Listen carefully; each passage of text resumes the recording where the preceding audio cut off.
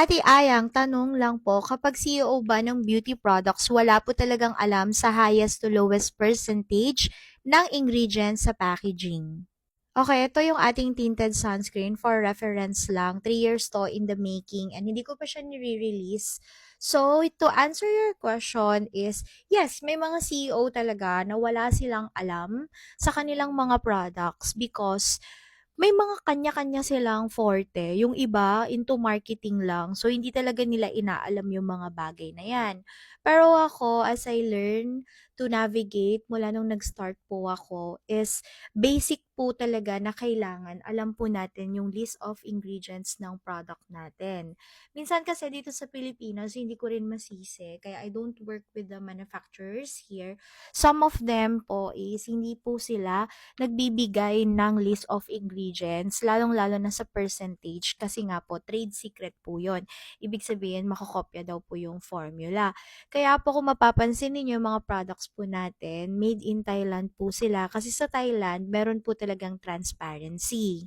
Hindi ka pwedeng magpa-FDA doon at hindi ka makakakuha ng certificate of free sale kung hindi mo i-release lahat ng ingredients. And meron namang contract to protect.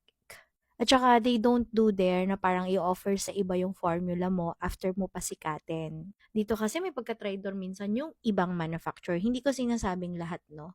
So, kahit ito yung ating tinted sunscreen, kahit i-apply mo siya ng i-reapply, ayan siya, magiging powder siya sa face mo. Pero again, hindi ko pa rin to nire-release. Bakit? Wala. Hindi pa nga nare-release yung hindi tint. Which is yung bago nating release soon. And saka siguro makakapag-release ako ng bago.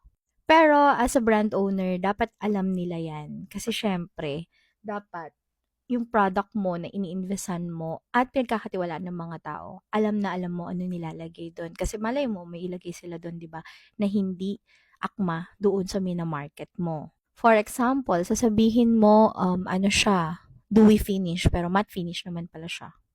So, eto, this is titanium dioxide, guys, na sunscreen with 4 UV filters. Ganda ba? Try natin shade number 14.